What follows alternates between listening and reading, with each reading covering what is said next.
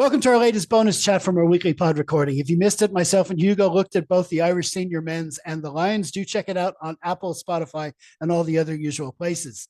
Well, my original plan for this chat was to cover the Irish under-20s final pool match in the World Championships against New Zealand, but then, well, the match happened. So I decided, let's harp on something else. So instead, I've asked Hugo to take a look at all the other rugby from the weekend. There was lots of tests and action going on all over the globe. What were the highlights? Yeah, so I mean, I think the first one you have to talk about is Wales against Japan. Wales winning their first game in getting on close to 2 years. The last game they won was against Georgia in October 2023 in the World Cup. And it's been a long, long run, 18 games since then that Wales haven't had a win. And they were 21-3 up with just a few minutes to go in the first half, conceded a late try in that half, and then crumbled early on in the second half. At one stage, Japan brought the score back to 22-24. And it looked for all the world like Wales were going to throw it away again, but they managed to hold on. Dan Edwards diving over for the try at the end. Hopefully that heralds the kind of beginning of his era. He's a very, very impressive young player, and Wales really need someone like that to step up. But you could see what it meant to Wales after the game. Captain Derry Lake in tears when that try went over. It's been a really tough run for them.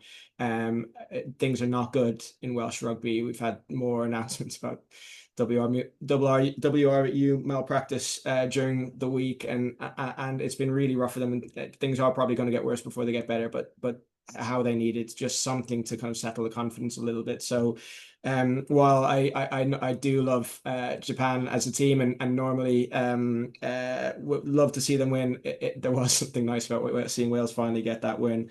Kind of other end of the kind of the scale in terms of some of the teams playing, but New Zealand, France. France gave New Zealand a scare last week. They absolutely did not give New Zealand a scare this week. It reminded me a little bit of the Ireland tour to New Zealand in 2012. We ran New Zealand close in Christchurch, gave them a bit of a scare, and then a week later they came out and beat us by 60 points.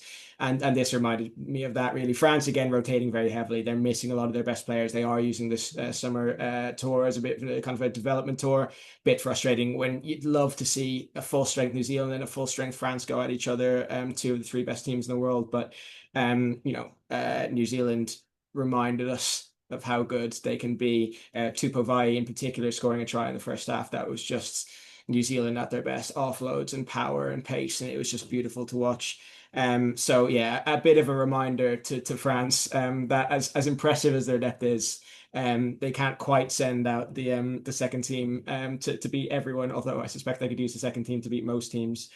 Um, Argentina against England laid on yesterday. England won 22-17 to win the series to 2-0 in Argentina.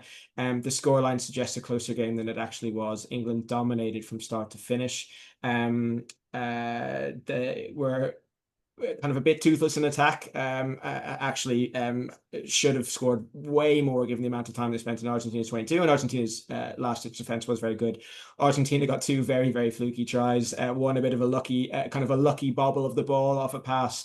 One, Freddie Stewart just slightly misjudging a dropping ball to allow Argentina to sneak in for a try, but in reality, this was all England all the way. They've been, although I don't love to say it, they've looked pretty impressive over the last couple of games, particularly given the number of names they are missing. Argentina can be a frustrating team, but they're certainly not a bad team. They have rotated a little bit on this tour. They have been using it as an opportunity to test out some new players. A few players from Super Rugby Americas actually playing in the team on this tour, and actually looking fairly impressive. But England were very good, and George Ford. That man loves playing Argentina. He was brilliant last week. He was brilliant in the World Cup, where he basically single-handedly took Argentina to pieces, and he was brilliant again yesterday. He is some player, George Ford, even still.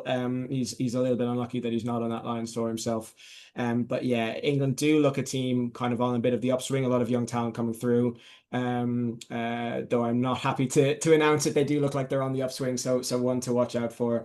And then just a couple of other results. South Africa tore Italy to shreds, 45-0 in the Eastern Cape. Italy were very poor. South Africa had a man red carded. Jasper Wiese headbutted someone after 20 minutes, and even with an extra man on the pitch at one stage, South Africa down to 13. and Italy barely even looked like scoring, let alone scoring. It was South Africa at their best. A few little Razzie innovations in there, an in pitch line out, an in play line out jumping one, and then a kind of an engineered scrum at the outset, which maybe stretched the spirit of the game perhaps to its limit a little bit. But it was South Africa trying out a bunch of new combinations and then working very well. So again, a reminder of their depth as well. And then the final game was Fiji beating Scotland at home. Scotland were very poor. Darcy Graham sent off after 2 yellow cards. But this is the second game in a row where Fiji have actually looked quite impressive. They ran Australia very close to Newcastle the other week. And we're much the better team in this one. They are not that far off some of the kind of the top tier teams now in the world rankings. They're actually not in a bad place for seeding if they can kind of hold up results toward the end of the year. So kind of one to keep an eye on. Then Fiji often go missing in between tournaments, in between World Cups a little bit. They have less time with the team than some. They've got less resources than some. But actually they're gelling pretty well mid tournament and mid kind of a World Cup cycle. And that's really great to see. So yeah, kind of a mix of tests, kind of some more competitive than others, but all kind of weirdly compelling in their own way. And yeah, kind of sets us up nicely for the autumn now. Yeah, absolutely. Some interesting results there. I mean, yeah, I like the way you started with Wales because that was such a big, important result for them. I mean, what I was thinking when they were on that losing streak, I mean, all the joking and slagging aside, we've all been taking part in it. But from Wales' point of view, I mean, I was starting to think this Nations League thing that's coming up with the divisions and stuff. I was wondering, would Wales be even justified to be in the top division of that?